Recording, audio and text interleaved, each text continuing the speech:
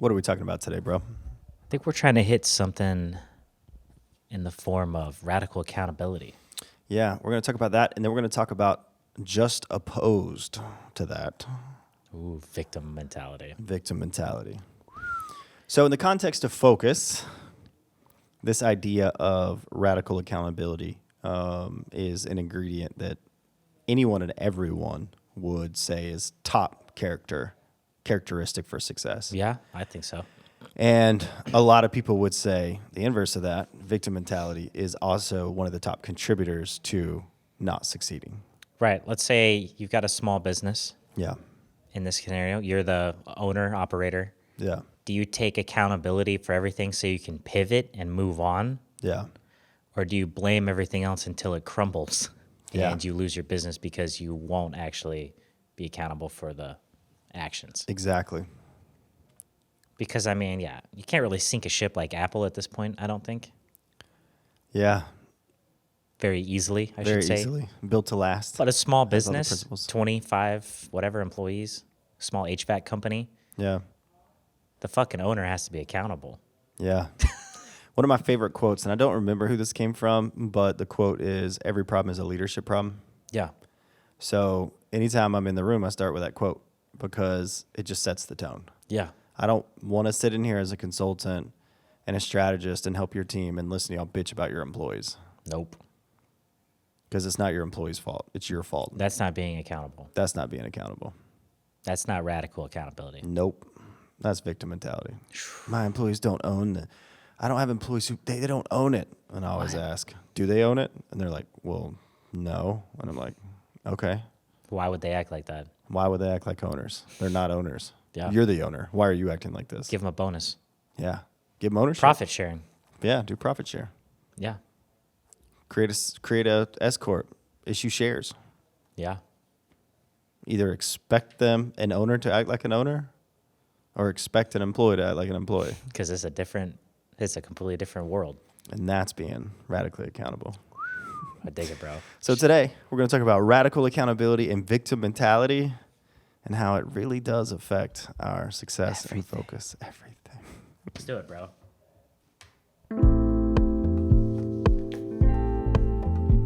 Accountability. Radical. Accountability.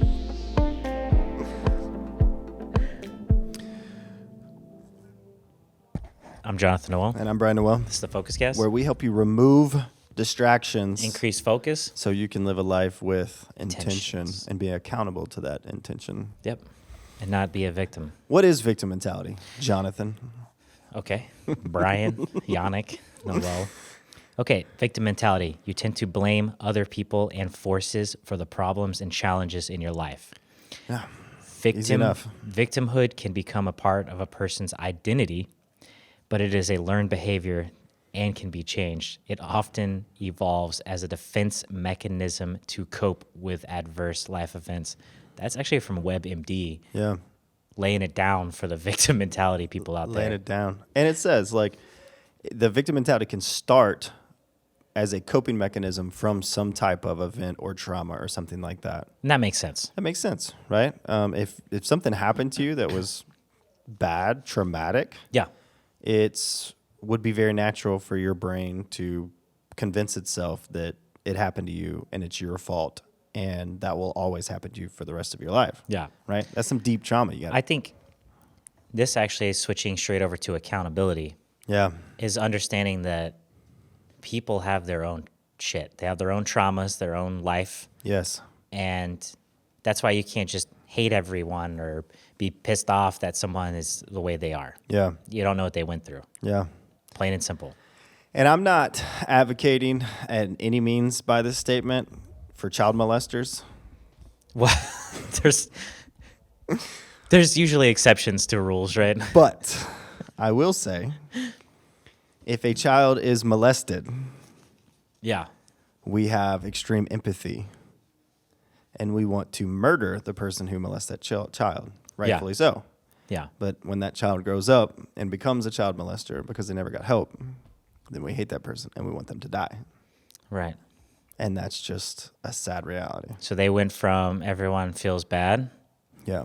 and no one helped them, and then Now everyone wants to kill him. now everyone wants them to die. Yeah. So, So sometimes it's about breaking the cycle and not. yeah. So that's on a very extreme traumatic level. Yeah. Some of this, if we pull up a little bit, right, just overall, like it said, becomes a part of our identity. So Yeah. maybe we just had maybe we had a couple rough years, right? Yeah. Maybe we lost a job and then our spouse left us, or Whatever it may be, yeah. just a couple hard things, Yeah. right? Because life is hard. Let's just be honest. But what happened is, over the course of those years or time, you translated those external things that happened in your life and you internalized those, and then you convinced yourself that you are a victim. And then now you apply that to everything. That's kind of what we're talking about here. Yeah. The victim mentality.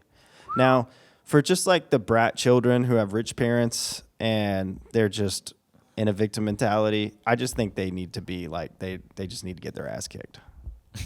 So, different personas here. Yeah, I mean, there is that. There is that. But I don't think that's the norm. No. I mean, you see a lot of that on social media, Yeah. But But I think a lot of this is people went through some hard times, and Yeah. then they haven't had the opportunity in life to break out of it. And Yeah. that's what we want to talk about today. yeah. So what are some signs? All right. What are some signs? So analyze yourself right now, and if you relate to some of these, you might be living in a victim mentality. Yep. You blame others for the way your life is. Yeah. Yep. You truly think life is against you. Yeah. You have trouble coping with problems in your life and feel powerless against them. You feel stuck in life and approach things with a negative attitude. Yeah. You feel attacked when someone tries to offer help/feedback. Feeling bad for yourself gives you relief or pleasure. Ooh. You attract people who blame others and complain about their life. Yeah. It's difficult for you to examine yourself and make changes. So we should create a bar, and we should name it Victimhood. And Yeah. that way it's a safe place for people to come and just bitch about everything else in the world. That's what most bars are, right? Bartenders are like, yeah, man, I hear you. Bartenders are like, "Hey, I've been doing me this that tip." I've been doing this for years. This is my job. This is my life. Just listening to people's problems." Yeah. Yeah. I think this is pretty interesting, right? So, two things that stood out to me. You feel attacked when someone tries to offer helpful feedback. Now, have you ever met someone? Because you're attached. You're attached to this. that And this, victimhood. yeah, and someone helping you actually is changing the way your life operates. Yeah, and a lot of times people get extremely angry at that. Yeah. So when you're in a really healthy position, I believe, mentally, Yeah. you'll ask for help and take help. Yeah. But if you're in an unhealthy position, whether you feel you're too good for that or that person is judging you by offering that help, I'll take help from anyone. I don't care. Yeah. I just don't care. And I don't care what they think about me when they're giving me that help. I just don't care. If someone wants to throw me something, I'm like, thanks. And if they're like, Hey, if they said yes, that's on them. that's on them. I don't care. You know? If someone wants to let me use their vacation home because they have some perception of me, right? That's their thing. That's their thing. They're probably just being nice. Yeah. Most of the time. Hopefully they wouldn't say yes unless they actually wanted to do it. I know. But have you ever met someone who they're like all pitiful? Your response may be like your response to the last podcast, which was funny, but I'm going to ask the question anyway. Have you ever met someone or been around someone where they're like pitiful and then you're like, hey, can I help you? And they're like, no, I don't need any help. Yeah, I don't hang out with those people. I know some of those people. I don't tolerate it. I'm sorry. Yeah. You know, and maybe this is my shit that I need to look at. You know? Maybe. I don't know. No, what I'm saying is Do you like, need to intentionally hang around people? fuck no. Okay. But that doesn't mean I have to completely discard them Well, forever. I mean, I don't think you're someone to where, like, if you're having dinner and someone shows up, you're going to be like, get away from the table right now. I reject you. No, it's not like that. It's not like that. All right. You're just not going to develop a long-term relationship with No, people who absolutely live in a not. state of mind. Absolutely not. I've learned too with people like this that if you ignore their pitifulness, They start to feel stupid and they stop. it just magically goes away. Like someone who limps and then you don't acknowledge that they're limping and then they stop limping. It just got better. Oops. Anyway, so those are signs of victim mentality. Victim mentality actually sucks the life out of you. It takes a lot of energy. It takes a lot of focus. And you're essentially internalizing and projecting to the world that you can never do anything and everything will always be bad. Right. So And that's a tough place to be. I try and operate where I just assume everything's going to work out. Yeah, But I'm not attached to it working out, that's hard, but that's a good place to be. because it might not. Am I not? And that's fine. Yeah, I think after 5 months of therapy, I think the biggest theme that I'm operating out of, or doing my best and focused on operating out of, all I can do today is based on what I know and what I have. And that's it. Nothing more, nothing less. Yeah. That's all I can do. You can't use knowledge you don't have. Can't You use money I don't have. You can't use money or experience you don't have yet, but you will gain experience Yeah. and knowledge and that- money. And that's the future, and that doesn't matter. Yeah. All I can do is what I can do today based on Yeah. what I have and what I know. That's it. Yeah. That's literally the current reality. the past already happened and the future Doesn't exist. doesn't exist. So, That's why, what is it? If you live in the future, it's anxiety. And if you live in the past, it's depression. yes. And I lived in the future, but I don't anymore. You were a future person. Now you're not. No, I'm really not. Now you're a right motherfucking here in this mic person. I'm a right motherfucking now person. And how much better does it feel? I should have introduced myself that way when I go to business events. I'm a right motherfucking now person. What are we doing right now Yeah. to fix this? My name is John, and I'm an accountant for blah, blah, blah. Hey, I'm a right motherfucking now person, and my name is Brian. What am I Why'd you doing? use the name John? Oh. I'm just kidding. I didn't even do that intentionally. John is a boring accountant name anyway. My name's Jonathan. So let's get some. We got I got these some quotes, maybe some power quotes. Yeah, from our boy Steve Maraboli. Maraboli. Yeah. A victim mentality is a prolonged form of suicide. You're just essentially living this life telling yourself that you're going to die. That's heavy. Yep. Those with a perpetual victim mindset tend to create the situations from which they suffer. You get addicted to suffering, Yeah, basically. and then you create an environment where you will continue to suffer. Yeah, a simple business example. Oh, yeah, let's talk about business. A simple business example is if you're sitting there saying, I'm not going to make this sell, I'm not going to make this sell, I'm not going to make this sell, I'm not going to make this sell. At the end of the day, people buy confidence over anything you're selling. Yeah. The number one ingredient that they look for when they're buying your product or service, when it's a person-to-person sell, is confidence. And if you go into that meeting just convinced that you're not going to sell, you're not confident, so they're not going to buy it. So you're self-sabotaging. Yeah. That's just creating an environment in which you will suffer. That is a way better example. We're going to cut out my example. But I'm not going to cut out the part where we say, let's cut out my example so people wonder what it was. Yeah. It was something to do with government basement and white people are bad. It was... No, you're absolutely right, bro. Yeah. And this is shit that people are doing Every day. every day. Yeah. It's not going to work, yada, yada, yada. You create your own hell. Yeah. What's the last quote, bro? Nobody with a victim mentality will get anywhere ever. They will never succeed. It's John Lovitz. John Lovitz. I mean, these are extreme quotes, but, hey, these are quotes. I mean, if you think about it practically, though, if you constantly tell yourself you will not succeed and you create an environment where you don't succeed, how would you succeed? How are you supposed to succeed? It's not even possible. It's impossible. Yeah. Yeah, I'm with it. I agree. So, but But we got 2 core ingredients that we're going to talk about next. for accountability, So we're pivoting off, for being a victim to bringing back bringing back our radical power. Yeah, bringing back our power. I with love accountability. that. You damn right. You know what? Bringing back ourselves. Yeah. Fuck yeah. Fuck yeah. How do we do that? So we're going to talk about 2 core components of radical accountability. The first one Okay. we're going to talk about is radical acceptance. And then we're going to talk about radical responsibility. So I found these and I got super jazzed up. Okay. Okay.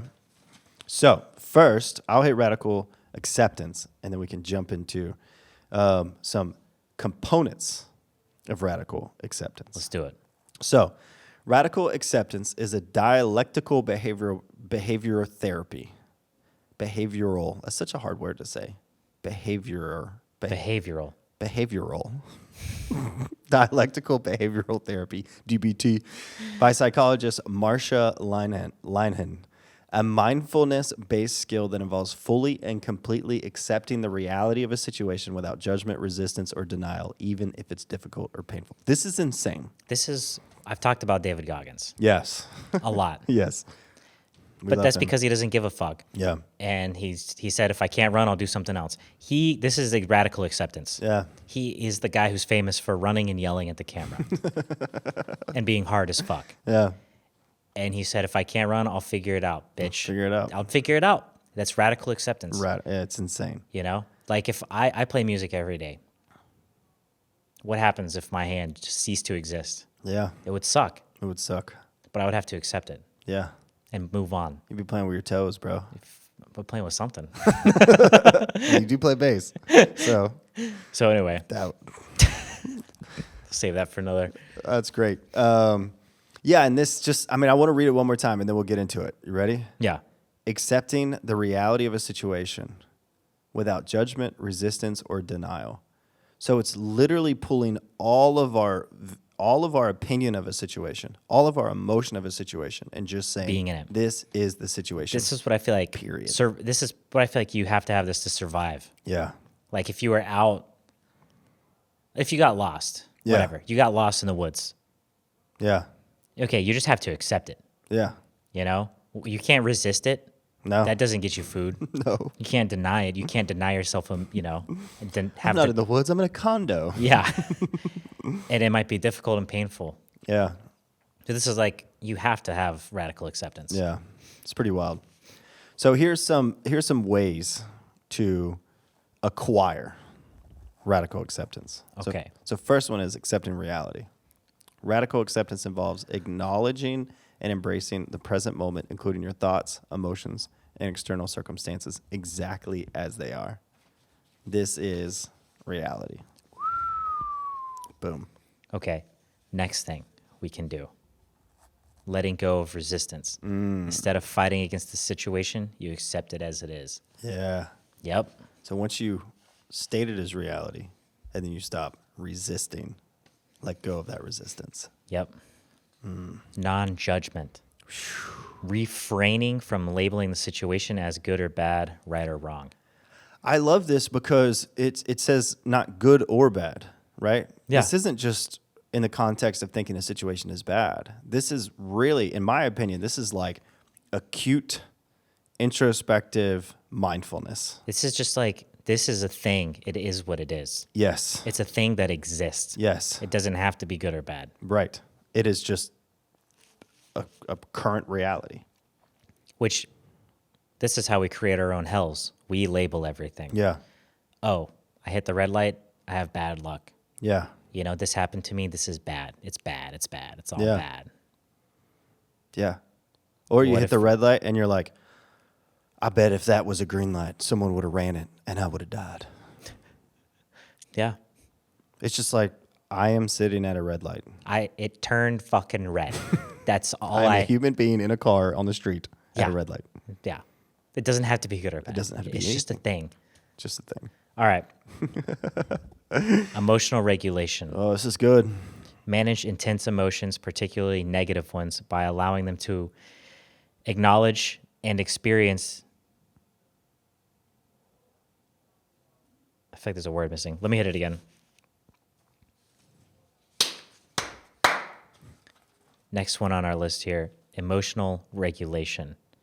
Manage intense emotions, particularly negative ones, by allowing them to acknowledge and experience these emotions without trying to suppress or deny them. Yeah. So another common thing that we do as human beings is since childhood, especially in our culture, we just suppress emotions. Yeah. So this is allowing us to acknowledge and experience those so that we can better learn how to regulate emotions. Like, this happened to me and I am sad. It is okay to be sad. Yeah. I will be sad, but I will continue. But I will not be controlled by sad. Right. So it's learning, acknowledging, and learning to regulate those emotions. This person said something about me to my face, and that is frustrating. Yeah. And I'm frustrated But I'm not going to go smash their car with a sledgehammer and go to jail. and go to jail. Yeah, I'm not going to do that. No. Even if they deserve it. Yeah. Last but not least, our 5 points in acquiring radical acceptance is building resilience. It enables individuals to adapt to difficult circumstances and move forward in a healthy way. So once Yeah. How do you do that? we establish this mentality and approach of radical acceptance, then we start building resistance to when hard things come. Yeah. Right? We learn how to regulate our emotions. We learn not to judge every situation, good or bad or whatever, and constantly overanalyze it. We accept it as reality. We don't judge it. Our emotions that we experience because of whatever the situation is, we learn to experience those, regulate those, and move on from those. And that makes us more resilient because we just keep going, bro. We just keep going. We have to do things to build resilience too. Yeah, those things. There's also other things, What else can we do? like all the cold showers and shit. Oh, yeah, that's true. Yeah, that's a good point. I wasn't where your head was at. Like having a practice yes. that you do to help build mental resilience. Yeah, a cold shower is painful, but if you force yourself to take a cold shower every day, you're forcing yourself to tell your brain, I'm not going to stop. Cold by a showers suck. If you can handle cold showers every day, a divorce is fucking nothing. I'm serious. That's how fucked up the cold showers are. I love that. You know? Have you ever been divorced? No. So I have no idea. But it's definitely helping. It's not hurting. I'm glad you got a kick out of that. You said that with such confidence.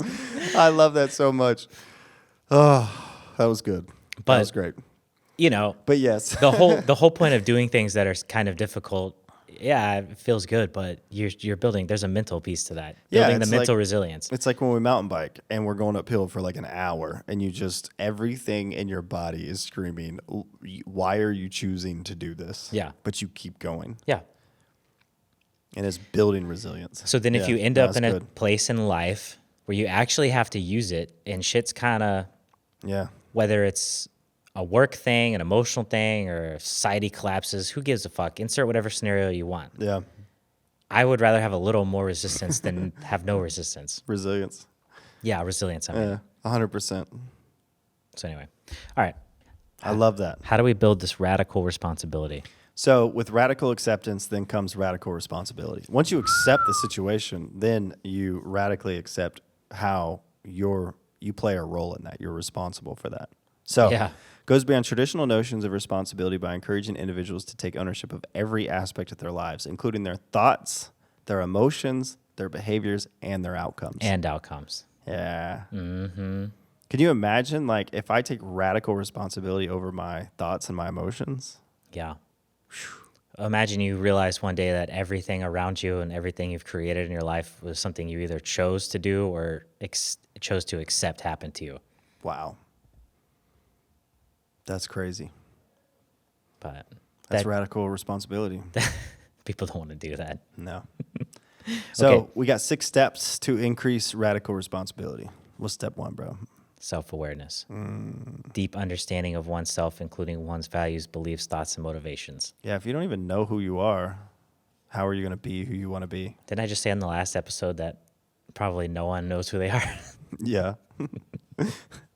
Or deprogramming who we were told to be and Yes. discovering who we are. Exactly. Number 2 is ownership. You're a primary driver of your life and that you have control over your choices and actions instead of blaming external circumstances, right? So obviously the opposite of victim mentality, but just extreme ownership Yep. to become radically responsible. Yep. We also have to deal with consequences, recognizing that every action that you take has consequences and you are responsible for those, whether they are positive or negative. Yeah. Boom. Boom. Maybe that conversation you had where you, whatever. I don't have an example. Kill that. I mean, a couple things, right? Like if we eat unhealthy for a decade, we might have a heart attack. Yeah. If we didn't exercise or move at all, we're probably just going to ache in pain. Yeah, there's consequences. I mean, if you want to be a partier and keep smoking, you can't expect your skin not to get wrinkles and look like shit in your 50s. Yeah, the Marlboro Man. Yeah, it's, it's part of it. Even though, wasn't he very handsome? I don't know. I was pretty young. probably didn't I was smoke. pretty young when the smoking commercials were out. I don't think I've ever seen a smoking commercial. Sure you have. And I'm 40. I can't recall one. You don't remember any of them? Mm-mm. Yeah. Empowerment. Be proactive in shaping your life. It fosters a sense of agency and the belief that you can influence your own outcomes. Yeah. It's so funny. Everyone wants to project like they're in control, but deep inside, they're not even, they don't even take accountability. If you don't have enough accountability to floss your teeth every single day, Your teeth are going to fall out. how much control do you have? Even though they put fluoride on the floss. That's why I buy the hippie floss. Damn. Hell yeah. Hell yeah. What's next, bro? What's the fifth one? Problem solving. Ooh. Actively seeking solutions and taking action to address challenges or problems that arise in your life. I feel like I've been problem solving as an entrepreneur since I started.